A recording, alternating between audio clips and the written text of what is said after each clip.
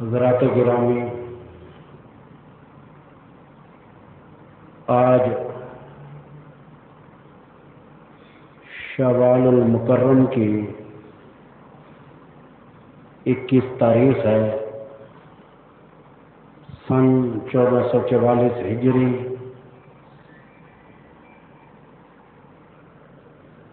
اور آج 12 مئی سن 2023 عیسوی ہے۔ ٹائم بڑا تیزی سے گزر رہا ہے۔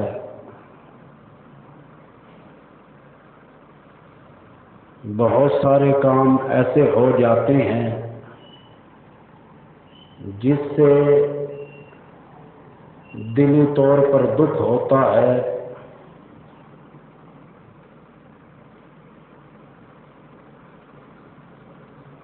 آپ احباب کو اتنا اشارہ دے دوں کافی ہے، کسی کی ماچس کی ایک تیلی اٹھانا بڑا سخت گناہ ہے، یا کسی کی ماچس کی ایک تیلی کو توڑ دینا بھی گناہ ہے۔ اور یہ بھی یاد رکھنا، یہ گناہ صغیرہ میں شامل نہیں، گناہ کبیرہ میں شامل ہوتا ہے۔ سرکاری گاڑیوں کو نقصان پہنچانا، عوام کو نقصان پہنچانا، یا کسی کی دکان کے شیشے توڑ دینا، کچھ کرنا، یہ کام وہ ہیں کہ جو مسلمان کو زیب نہیں دیتے۔ یہ کام مسلمان کا نہیں، مسلمان کا تو کام ہے کہ ایک دوسرے کو سکھ دینا، اور دکھ بھی بہت بڑے بڑے ملتے ہیں کہ کبھی پتہ چلتا ہے کہ ایک ہی دن میں 26 روپے ڈالر کا ریٹ اور بڑھ گیا۔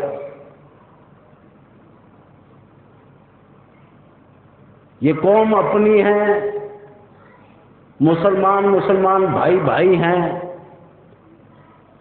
ہر چیز کا اللہ پاک نے حل بتایا، اس حل کے لیے کوئی تیار نہیں۔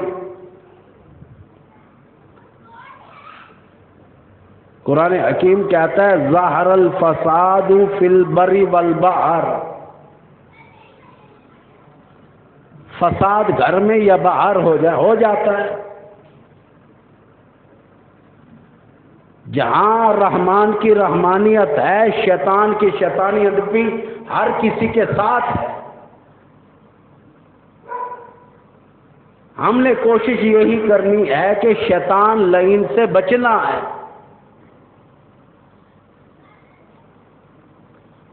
شیطان نے اپنی شیطانیت یہاں تک کہ جنت میں بھی کی۔ سانپ کے منہ میں گیا، جنت میں داخل ہو گیا، اما حوا اور آدم علیہ السلام کو جدا کر دیا۔ بنیاد میں کون ہے اسے سب بھلا دیتے۔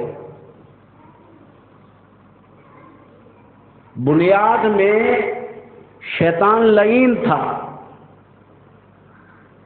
ازل سے انسان کا یہ دشمن بنا رہا، حالانکہ یہ ہے جنات میں سے، فرشتوں کا استاد تھا،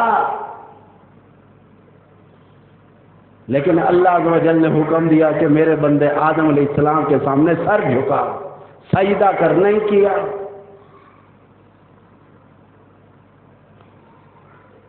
حکم نہ ماننے سے شیطان بنا، اور سورہ اعراف میں موجود ہے کہ اس لعین نے قسمیں کھائی، الہی دائیں بائیں آگے پیچھے چاروں طرف سے تیرے بندے کو نہ شکرہ بنا کر چھوڑوں گا۔ اور ناشکری میں آج ہر کوئی آگے ہے، ذرا بھی کوئی پیچھے نہیں، اور نہ پیچھے ہونے کے لیے تیار ہے۔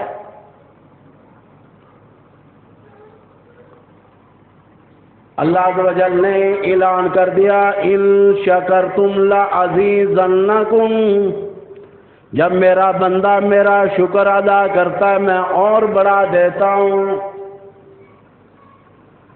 شکر ادا کرنے والے لوگ بھی قبروں میں چلے گئے،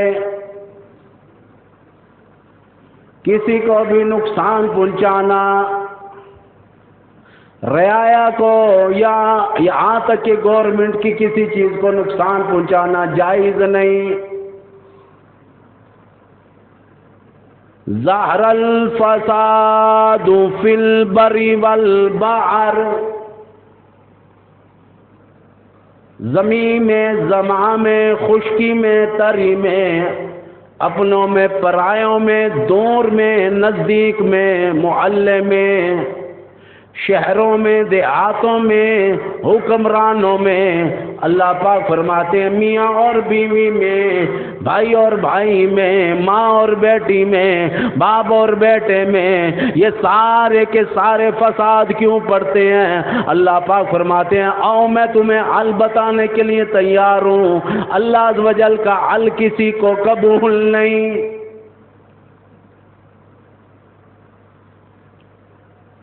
بما کسبت ایدی الناس، فرمایا تمہارے ہاتھوں کی کیے ہوئے کرتوت ہے، تیری بدعمالی ہے، اپنے آپ کو سدھار لے، معافی میں پہل کر لے، اپنے اکڑ میں نہ آ جا، گھمنڈ میں نہ آ۔ قرآن حکیم نے ایسی چیزوں سے بھی منع کیا، فرمایا وَلَا تَمْشِ فِي الْأَرْضِ مَرَحًا، او میرے بندے تجھے بنایا میں نے، تو یہاں تک کہ ماں کے پیٹ میں یہاں تک کہ مردہ تھا، زندہ کرنے والا میں، یہاں تک کہ جوانی دینے والا میں، سب کچھ میں نے دیا، تو بنا کس چیز سے کبھی تو نے سوچا نہیں؟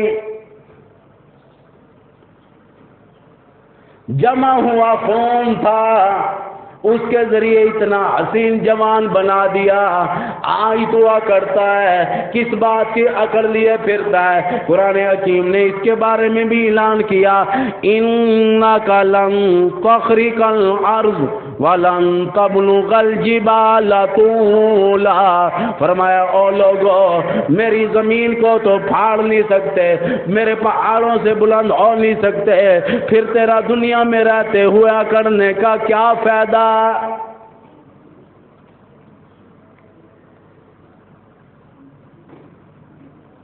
یاد رکھنا کوئی بھی پارٹی ہو، کوئی بھی ملک کا ہو، سب کو ملک کے بھلے کے لیے سوچنا چاہیے، اور اپنے بارے میں تو قرآن کے سامنے زیر ہو جایا کرو۔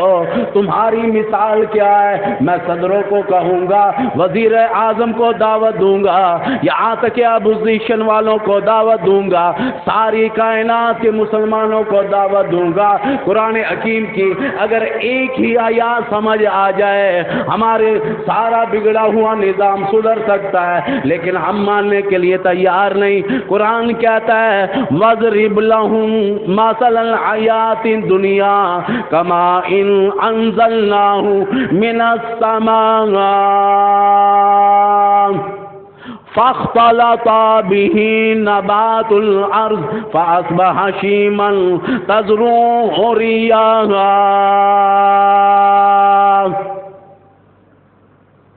ساری کائنات کے لوگوں کو بتا دیا گیا، تمہاری حیثیت جرت بتا دی گئی، میری حیثیت جرت کو خداوند کریم خود اللہ عز و جل قرآن میں بیان کرتے ہیں، فرماتے ہیں گھاس کو کاٹ کر ہوا میں رکھ دو، جیسے خشک ہو کر ہوا میں اڑتا پھرتا ہے۔ او میرے بندے تیری اس سے زیادہ طاقت کوئی نہیں، حیثیت کوئی نہیں، پھر کس بات کی گھمنڈ لیے دنیا میں پھرتا ہے؟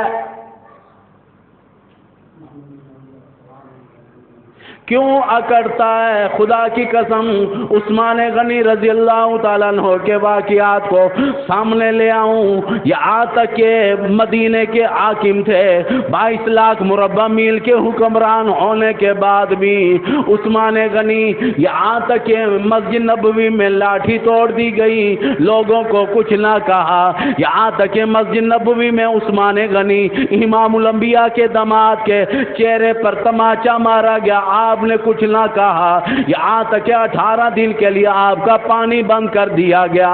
بعضی روایات میں آتا ہے عثمان غنی رضی اللہ تعالیٰ عنہ ذی النورین ہے، امام الانبیاء کا دورہ داماد ہے، یہاں تک کہ 40 دن کے لیے پانی تو بند کر دیا گیا پر کسی کو یہاں تک کہ ڈنڈا نہیں مارا۔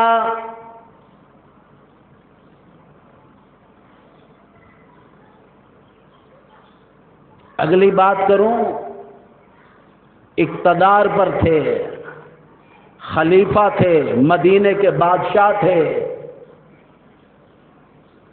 امیر معاویہ رضی اللہ تعالیٰ عنہ آئے، کہنے لگے تمہارے جان خطرے میں دیکھتا ہوں، میرے ساتھ دمشق چلو۔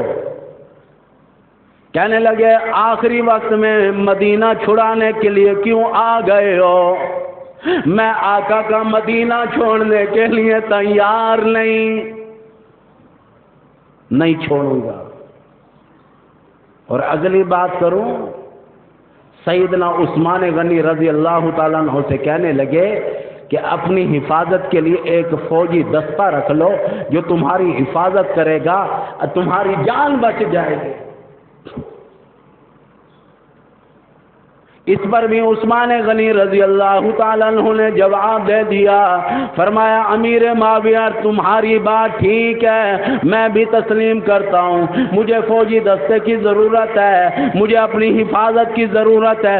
کبھی عثمان بڑا امیر ہوا کرتا تھا، آج عثمان کے پلے پیسہ نہیں اور میں اسے جائز نہیں سمجھتا تنخواہ گورنمنٹ کے خزانے سے بیت المال سے دی جائے اور یہاں تک کہ میری حفاظت کی ہی جائے۔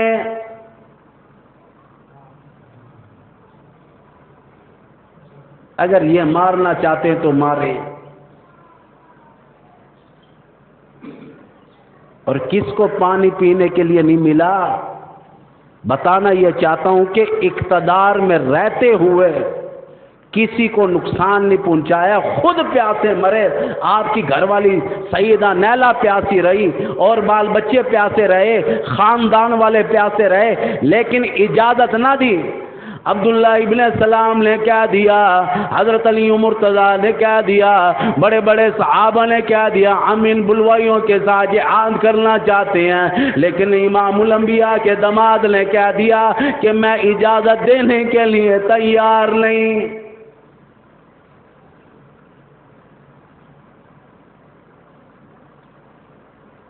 فرمایا بیر روما کنواں کس نے خرید کر دیا تھا؟ سب بولے آپ نے۔ فرمایا آج 18 دن کا محاصرہ ہے، مجھے پینے کے لیے پانی نہیں مل رہا۔ اگلی بات کروں، دور ایسے ایسے گزرے، حضرت عثمان غنی مدینے کے حاکم ہیں، مدینے کے صدر ہیں، لیکن 8 دن تک مسجد نبوی کو تالا تو لگا رہا، یہاں تک کہ آپ نے اپنی فوج کی طاقت سے یہ کسی کو نقصان نہیں پہنچایا۔ میرا تقریر کا مقصد یہی ہے، کوئی بھی ہو، حل ہمیشہ مذاکرات سے ہے، پیار سے۔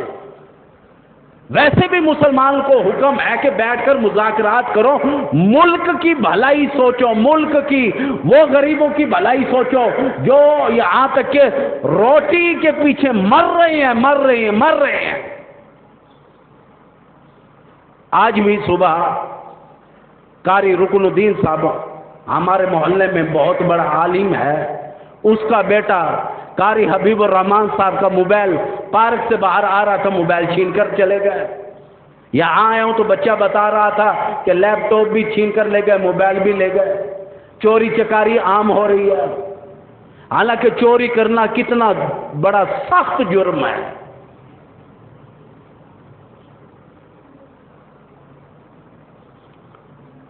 اور کون کر رہا ہے؟ کرنے والا کوئی ہندو نہیں، کافر نہیں، یہی مسلمان کہلانے والے، نبی کا کلمہ پڑھنے والے چوری کر رہے ہیں۔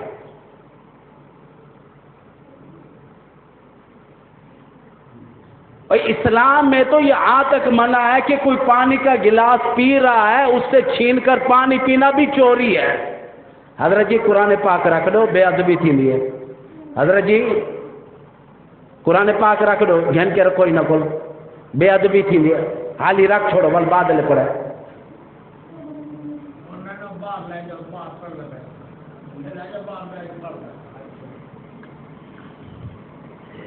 چوری عام ہو گئی۔ امام الانبیاء کے دور میں کیس آیا چوری کا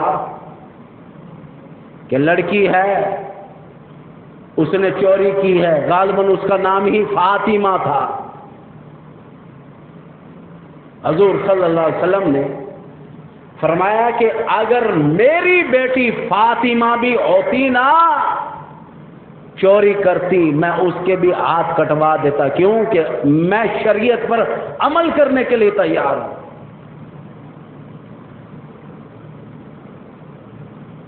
چوری کرنے سے ہاتھ کاٹ دو، ایک ہاتھ کاٹو، بعد نہ آئے تو پھر دوسرے ہاتھ کا یا دوسرے پیر کا ہے، پھر ہاتھ کا ہے، یعنی کہ چوری کرنے والے کا ہاتھ کاٹنے کا حکم یہاں تک کہ شریعت میں ہے۔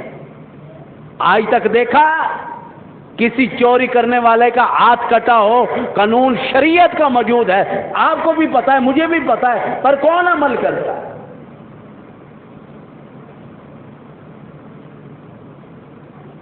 اب کا تو پتہ نہیں، پہلے کی باتیں سنتا تھا کہ سعودی عرب میں دکان کے ایسے ہی چھوڑ کر بیت اللہ میں نماز پڑھنے چلے جایا کرتے تھے، اب کا پتہ نہیں ہے، لیکن قانون اتنا سخت ہے وہاں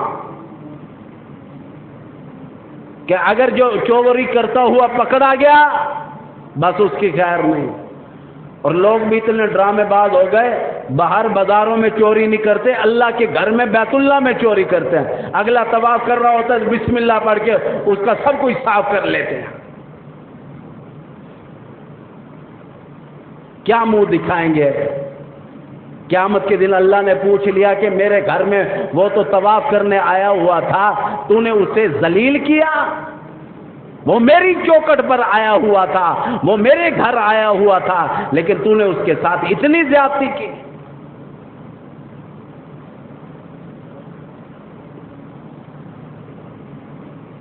چوری چکاری بھی جو ہے لوٹ کھسوٹ کی وجہ سے بڑھتی ہے، مہنگائی کی وجہ سے۔ میں آپ کو اور چیز بتاؤں، مہنگائی کا رونا ہر دور میں ہے۔ اس سب گول کا چھلکا حکمت کا کام کرتا ہوں اس لیے کہہ رہا ہوں، ورنہ تو ساکھ مولوی کوئی سب گول چھلکے نال کیا کر دے۔ 235 روپے جب کلو تھا، گاہ کہتا تھا 10 روپے کا چھلکا دے، اب میں گاہ کو 10 روپے کا چھلکا دے رہا ہوں، اس سب گول کا چھلکا۔ قاری صاحب مولوی تھی کہ سنت رسول موتے تھی کہ شرم کر کوئی چور حکیم بنا پہ 10 روپے کا چھلکا دینا پہ۔ 235 روپے کلو چھلکا تھا، میں نے رکھنا چھوڑ دیا، اب چھلکا لینے کے لیے گیا ہوں، چند دن پہلے ریٹ پوچھا ہے 3700 روپے کلو۔ پھر اس کے بعد 2-3 دن بعد لینے گیا ہوں، میں نے کہا چلو لے آتا ہوں، کوئی گاہک آ جاتا ہے، تو دوبارہ ریٹ پتا چلا ہے 4200 روپے کلو، 4200 روپے کلو۔ میں کہ یار چھلکا تو دکھا، پتہ نہیں کوئی آسمان تو لتھے، کوئی 7ویں آسمان تو لتھے، پتہ نہیں کیڑی دنیا چوا ہے۔ جو 235 روپے چھلکا لے کر آتے تھے اس سے کئی درجے بیکار۔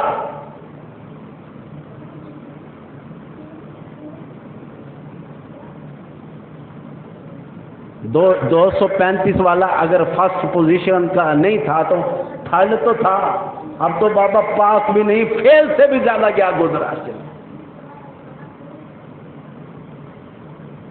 اب بتاؤ، پہلے تو 235 روپے چھلکے لیتے، آدھے دیکھ داڑھی دیکھ، سنت رسول دیکھ، کوئی حیا کر مولوی صاحب 10 روپے چھل، اور گاہ کھونے بھی 10 روپے دے کھڑے۔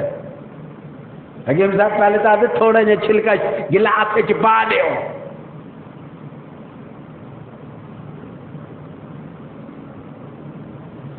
یہ مہنگائی کا رونا آج سے نہیں، سن 1983 کی بات ہے. قاری محمد حنیف ملتانی رحمت اللہ علیہ کا بیان سن رہا تھا، رو رہے تھے، کہنے لگے کہ مدرسوں میں زیادہ تر چلتی بھی دال ہے، دال تھی 5 روپے کلو، یکدم سن 83 میں دال جو ہے اس کا ریٹ 11 روپے 12 روپے کلو ہو گیا.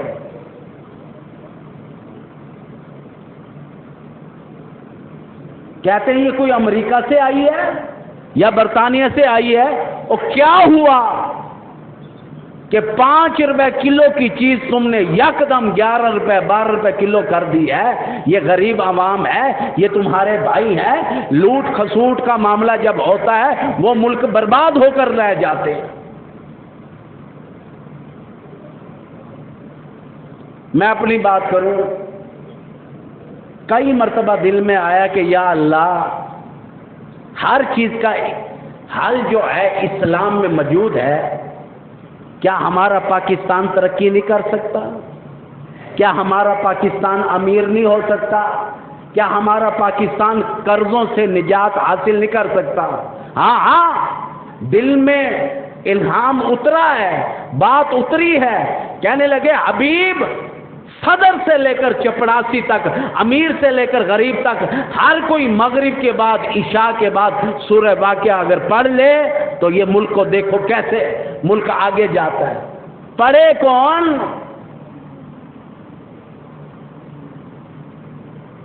یہاں جو قاری حنیف ملتانی رحمت اللہ علیہ بھی فرمایا کرتے تھے، بھنگی 4 دن نہیں آتا.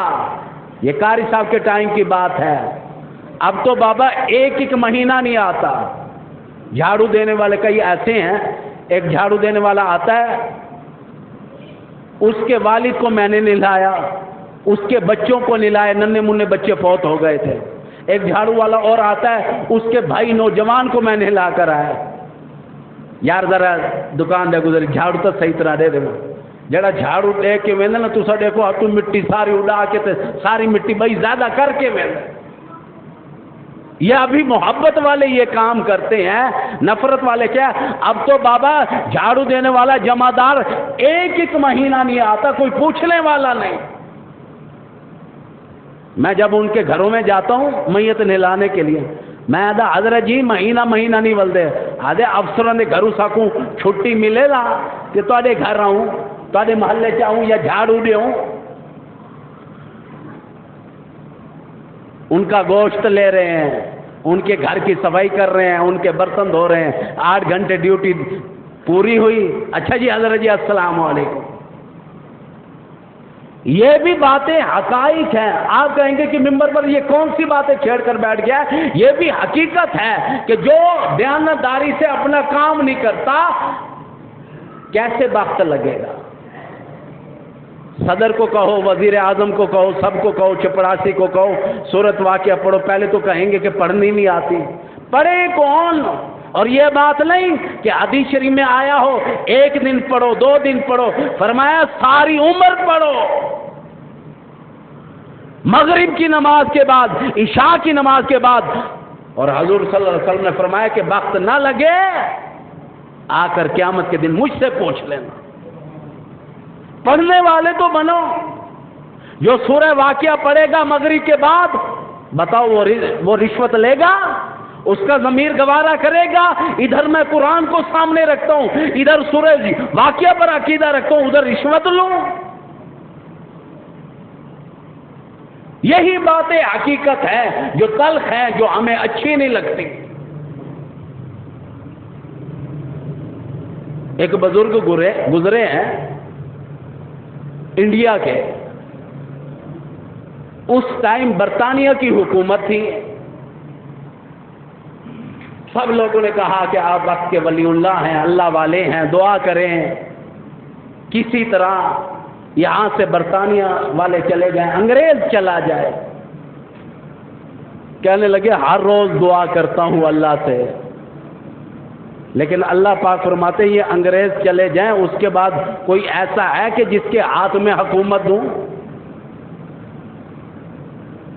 اگر انگریز چلا جائے اس کے بعد بھی تو سارے ٹھگ ہیں۔ کہنے لگے ان کا نام امروتی تھا، امروتی رحمت اللہ علیہ کے بارے میں آتا ہے کہ اللہ پاک سے ہر وقت سوال کرتا ہوں الہی یہ چلے جائے۔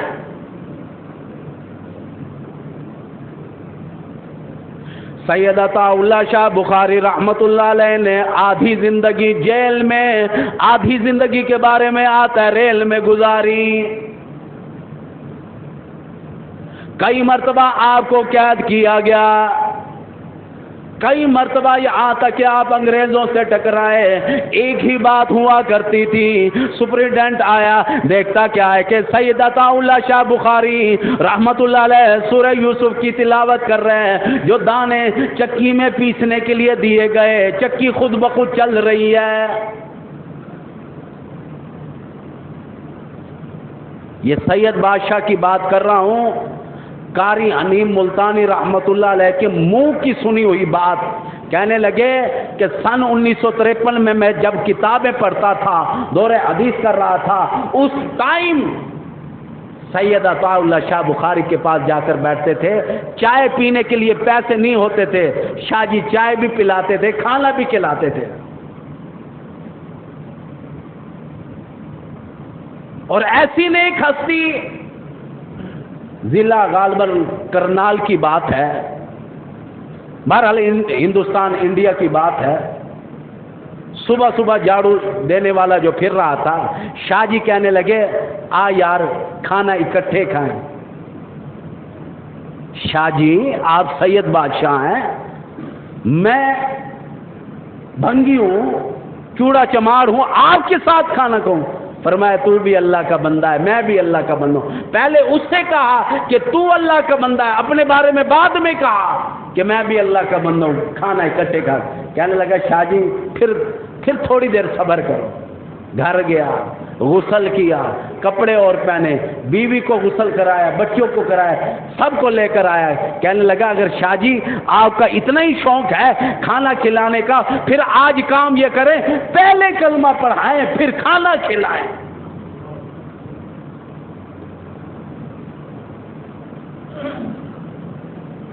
ان لوگوں کی زندگی بھری ہوئی ہے دین متین سے۔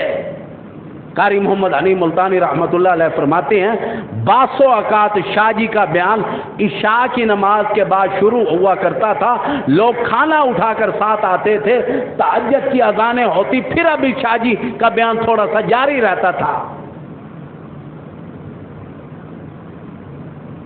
8 گھنٹے کا مسلسل بیان، اور کہتے ہیں ایک ایک بات میں موتی موتی۔ میں آپ کو شاہ جی کے ذریعے ذہانت بتانا چاہتا ہوں کہ اتنے بڑے ولی اللہ گزرے ہیں، سید عطا اللہ شاہ بخاری کی ذہانت کا اب اندازہ لگانا۔ کسی نے پوچھ لیا اما ختیجۃ الکبریٰ کا درجہ زیادہ ہے یا اما عائشہ صدیقہ کا درجہ زیادہ ہے؟ علم والا ہوتا ہے۔ شاہ جی نے کہا میرے پاس کوئی ترازو تو ہے نہیں جو تول کر بتاتا پھر کہ کس کا درجہ زیادہ ہے کس کا کم ہے۔ علمی بات، سوال کرنے والا بھی علم والا اور جواب دینے والا الحمدللہ شاہ جی ہیں، سید بادشاہ اصلی سید۔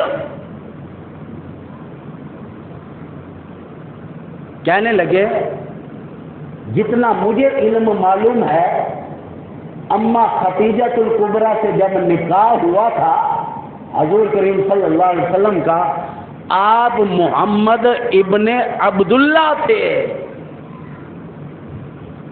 جب آپ کا نکاح سیدہ عائشہ صدیقہ رضی اللہ تعالیٰ عنہا سے ہوا تھا، آپ اس وقت محمد رسول اللہ تھے۔ یعنی کہ شاہ جی نے علم سے بھی بتا دیا کہ نکاح کے ٹائم ان کا درجہ کس طریقے سے آیا، ان کا درجہ کس ذریعے سے آیا۔ حضور صلی اللہ علیہ وسلم अम्मा खतीजतुल कुबरा का निकाह हुआ तो नबूवत अभी नहीं मिलनी थी, इनके साथ निकाह हुआ तो नबूवत के बाद हुआ। नबूवत के मनसब पर फाइज थे सरकार, उस टाइम ये रिश्ता हुआ, फर्क समझाया। किताबों में आता है, यहाँ तक कि अम्मा आयशा सिद्दीक़ा रज़ी अल्लाह ताला अन्हा, बीबी फातिमा रज़ी अल्लाह ताला अन्हा, माँ और बेटी में दोनों की आपस में इल्मी गुफ्तगू हो गई। बीबी फातिमा ने कहा, ए अम्मा आयशा सिद्दीक़ा, मेरा दर्जा ज्यादा है, मैं हुजूर की बेटी हूँ, आप अबू बकर सिद्दीक सहाबी की बेटी हैं, आपका दर्जा कम है। कहने लगी ठीक है बेटी, बिल्कुल सही बात है कि मेरा दर्जा कम है, मैं सहाबी की बेटी हूं, तुम्हारा दर्जा ज्यादा है, तुम इमामुल अंबिया की बेटी हो। लेकिन बेटी फातिमा दिल थाम कर जरा मेरा भी एक जवाब सुन लो। फरमाया जी अम्मी जान। कहने लगी ये की जिंदगी 40 साल 50 साल या ज्यादा से ज्यादा 60 साल की, इससे ज्यादा चली जाओ 100 बरस की जिंदगी होगी। लेकिन मैंने आका से सुन रखा है आएगा क़यामत का दिन। यहाँ तक कि इमामुल अंबिया ने फरमाया बेटी फातिमा के हाथ में अपने शोहर हजरत अली मुर्तजा का हाथ होगा और मेरे हाथ में तुम्हारे अब्बा जान का हाथ होगा।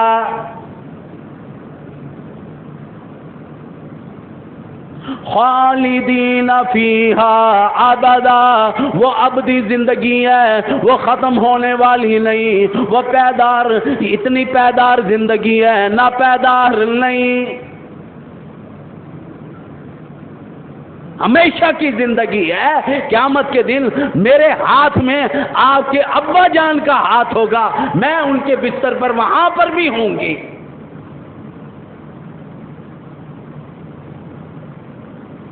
यहाँ का रिश्ता कितनी देर है, वहाँ का रिश्ता, यानी कि मियाँ बीवी का, शौहर और बीवी का रिश्ता बता दिया। और ये ऐसी बीवी है सईदा आयशा सिद्दीक़ा रज़ी अल्लाह ताला अन्हा, जिसके बिस्तर पर कुरान आता था, किसी और की बीवी के बिस्तर पर नहीं। एक दिन ऐसा हुआ, अम्मा आयशा सिद्दीक़ा रज़ी अल्लाह ताला अन्हा फरमाती हैं तंदूर में आग बड़ी तेज थी, मैं घर की चुपातियाँ रोटियां पका रही थी। आका ने कह दिया ऐ मेरी आयशा, आज मैं अपनी एक रोटी खुद पकाऊंगा, आज एक रोटी अपनी मैं खुद डालूंगा। पहले तो रो पड़ी, सारी तो बीवी नवाज चले तो रोटी सारे को पकवाना, वाक़ नहीं चल रहा ना, वरना बाबा ठाकुर पका के खवावने तो मैं, जहां तक वक्त चलता वो तो सब कुछ करती हैं। यानी कि हजूर ने फरमाया कि पेड़ा घर के दो, मैं अपनी रोटी खुद बनाऊंगा। फरमाती है आग तेज थी, रोटियां जल्द पक गई, आज पानी खुश्क नहीं होता।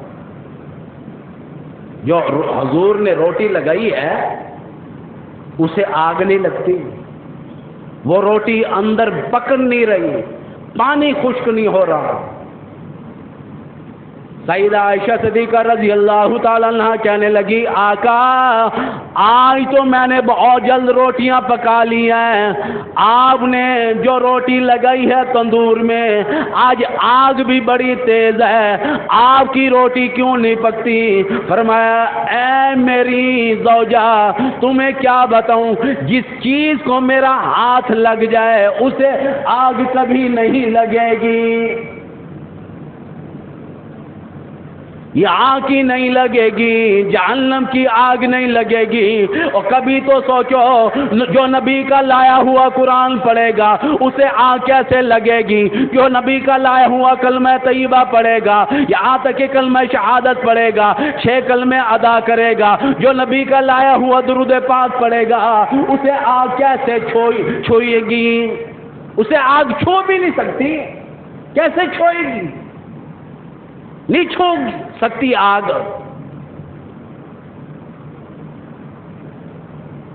جگہ جگہ معاملات بتائے گئے. اس لیے ابتدا میں بات کر رہا تھا, قرآن حکیم کہتا ہے ظہر الفساد فی البر والبحر, زمین میں, زماں میں, خشکی میں, تری میں, اپنوں میں, پرایوں میں, دور میں, نزدیک میں, میاں اور بیوی میں, یہاں تک کہ محلے میں, دیہاتوں میں, شہر میں, ملک میں فساد کیوں پڑتا ہے؟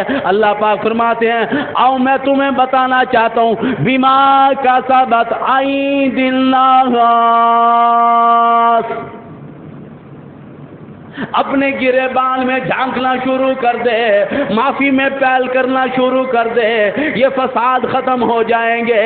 اگر قوم کے لیے معافی چاہتے ہو, اگر قوم کے لیے بھلائی چاہتے ہو, اپنے آپ کو جھکا لو. اگر ایسا نہیں ہوگا خدا کی قسم پھر جو 26 روپے ڈالر ایک دن میں ریٹ بڑھتا ہے, وہی بات قرآن کی آ گئی. قرآن کہتا ہے لیذیقہم بعض الذی عملوا لعلہم یرجعون. فرمایا مقدموں کے جھٹکے, پریشانیوں کے جھٹکے, کمزوریوں کے جھٹکے, کبھی عملہ کا اتنا نقصان ہو جائے گا, اربوں خربوں روپے کا نقصان ہو جائے گا. خدا کی قسم ہمیں آج پتہ بھی نہیں, ملک تو چلتا بھی جو ہے سارا کا سارا ملک کا نظام جو چلتا ہے وہ ٹیکس کے ذریعے چلتا ہے. یہ غریبوں کا دیا ہوا پیسہ ہے, اگر اسے برباد کیا تو ہمیں کیا ملے گا؟ لیذیقہم بعض الذی عملوا لعلہم یرجعون. خدا کی قسم عثمان غنی رضی اللہ تعالیٰ عنہ اپنی حفاظت کے لیے فوجی دستہ تو نہیں رکھا. ظالم لوگ دیوار پھلانگ کر اندر آئے, مدینے کے حاکم تو ہیں, بادشاہ ہیں, لیکن اپنے لیے فرمایا قومی خزانے سے میں دولت دے کر اپنی حفاظت نہیں کرانا چاہتا. دیوار جب پھلانگ کر آئے, اب قرآن حکیم کی تلاوت کر رہے تھے. ظالم نے, باغیوں نے, بلوائیوں نے یہاں تک کہ پیشانی پر لوہا مارا, سریاں مارا. قرآن حکیم کی جس آیات پر, اللہ کے قرآن پر لہو پڑا, آج بھی وہ قرآن استنبول میں موجود ہے. اس قرآن کی آیات میں پڑھ دیتا ہوں. قرآن کہتا ہے فَسَيَكْفِيكَهُمُ اللَّهُ وَهُوَ السَّمِيعُ الْعَلِيمُ. اسی آیات پر, قرآن کی آیات پر لہو گرا ہے عثمان غنی رضی اللہ تعالیٰ عنہ کا. اگلی بات کروں, لاش بے غور و کفن پڑی ہے, قبر نہیں کھودنے دیتے, جنازہ نہیں اٹھانے دیتے. دوسرا دن آیا, حضرت نیلہ بیوی ہے, مدینے کے حاکم ہے, ظلماً شہید ہونے کے بعد بھی حالات بتانا چاہتا ہوں. حضرت نیلہ کہتی ہیں حضرت عثمان غنی رضی اللہ تعالیٰ عنہ کی بیوی ہے. دوسرے دن ایک اور آدمی آیا, میں نے سمجھا ہمدردی کرنے کے لیے آیا, نہیں, اس نے یہاں تک کہ لوہا اٹھایا, یہاں تک کہ سریا اٹھایا, حضرت عثمان غنی کی کئی پسلیاں توڑ دی. دوسرا دن ہے شہادت کو, پھر بھی یوں کیا گیا. حضرت علی مرتضیٰ موجود تھے, بڑے بڑے صحابہ موجود تھے, لیکن کیا کہ عثمان غنی نے ہاتھ جوڑ کر کہا تھا کہ میرا بدلہ بھی نہ لینا اور مدینے پر کسی ایک پر بھی ظلم نہ ہونے پائے. ایک دن اللہ کے نبی نے فرما دیا تھا عثمان اللہ پاک تجھے کرتا پہنائے گا, اتارنا نہیں. اللہ پاک کرتا پہنائے گا, شہادت ہوگی تجھے یقیناً, لیکن کرتا اتارنا نہیں. شہادت کا تیسرا دن ہو گیا, بے غور و کفن لاش پڑی ہے, یہاں تک کہ انتظام کوئی نہیں کر رہا. کب دفنانے کے لیے جنت البقیع میں جگہ نہیں دی جا رہی، جنازہ نہیں اٹھانے کی اجازت دی جا رہی۔ بالآخر ام حبیبہ امام الانبیاء کی گھر والی ہماری تمہاری ماں ام حبیبہ رضی اللہ تعالیٰ عنہ نے کہہ دیا، اور لوگوں میرے دماد کے کفن دفن کا انتظام کرو، ورنہ حرم نبوی سے باہر نکل کر میں خود آؤں گی، اپنے دماد کے کفن دفن کا انتظام خود کروں گی۔ کرتے ہو یا نہیں؟ ام حبیبہ امت کی ماں، بالآخر لوگ ذرا ٹھنڈے ہوئے، ایسا نہ ہو ہماری امی جان باہر آ جائے، شاید حالات خراب نہ ہو جائیں، یہ ابو سفیان کی بیٹی ہے، امام الانبیاء کی زوجہ ہے، لہذا یہاں تک کہ حضرت عثمان غنی کہ یہاں تک کہ جنازے کی اجازت رات کی دی گئی، اور ایسی جگہ ان کے نزدیک یہ جنت البقیع کا حصہ بھی نہیں، عثمان غنی کی وہاں پر قبر کھودی گئی۔ مدینے کا حکم رہا تھا، حاکم تھا، جنازہ کیسے جا رہا تھا، ذرا کتابوں میں جا کر پڑھ کے دیکھو، ظلماً شہید ہونے کے بعد بھی سیدنا عثمان غنی رضی اللہ تعالیٰ عنہ کے جنازے کو گلی گلی سے روکا جا رہا ہے، اس گلی سے نہیں گزرنے دیں گے، اس گلی سے نہیں گزرنے دیں گے، اس گلی سے نہیں گزرنے دیں گے۔ انہیں کیا معلوم ہے ظلماً شہید ہونے کے بعد بھی مدینہ طیبہ کی گلیوں سے عثمان غنی کو کتنا پیار ہے، پھر بھی پیار ہے، اس لیے کہتا ہے عاشق کا جنازہ ہے ذرا دھوم کے نکلے، عاشق کا جنازہ ہے ذرا دھوم سے نکلے، محبوب کی گلیوں میں سے ذرا گھوم کے نکلے۔ جنازے کو روکا جا رہا ہے، پھر بھی کسی کو ڈنڈا نہیں مارا، گولی نہیں ماری، کسی کو نقصان نہیں پہنچایا۔ ہماری تو تاریخ بھری پڑی ہے، حضرت عمر کی شہادت دیکھو، مسجد نبوی میں چھرا مارا گیا، پھر بھی مدینے کے حالات خراب نہیں ہونے دیے، فرمایا خبردار جس نے مارا ہے اسے پکڑ لو اور اسے اچھی طریقے سے کھانا کھلاؤ۔ یہ سارا کچھ ہمارے پاس تو اتنی اعلیٰ تاریخ بھری ہوئی ہے کہ یہاں تک کہ شہید کرنے والوں کو تو مسلمانوں نے معاف کیا ہے، معاف کیا ہے۔ قرآن حکیم کہتا ہے فمن عفا فاصلح واجرہ علی اللہ، اللہ پاک فرماتے ہیں اگر کوئی میری رضا کے لیے کسی کو معاف کر دے، فرمایا او لوگو میں تمہیں معاف کرنے کے لیے تیار ہوں۔ آج کا جتنا بھی میرا بیان ہے سیاسی کوئی نہیں، اختلافی نہیں، میرا مطلب قرآن اور سنت کے مطابق ہے کہ صبر صبر صبر۔ ہاں میدان کربلا میں 72 تن دینے کے بعد بھی اس گھرانے نے صبر کیا ہے، اس گھرانے نے آ کر حالات خراب نہیں کیے۔ میدان کربلا میں کون سا یہ فوج لے کر گئے تھے، لیکن انہوں نے کسی کو نقصان نہیں پہنچایا، صبر کیا صبر کیا صبر کیا۔ اور یہی صبر کی تبلیغ امام حسین نے کربلا میں دی، فرمایا استعینوا بالصبر والصلاۃ، جب کوئی مصیبت آ جائے صبر کرو اور نماز ادا کرو، اس کے بدلے کیا ملے گا؟ ان اللہ مع الصابرین، اللہ پاک فرماتے ہیں میں صبر کرنے والوں کو ساتھی ہوں۔ جن احباب نے سنتے پڑھنے وما علینا الا البلاغ المبین۔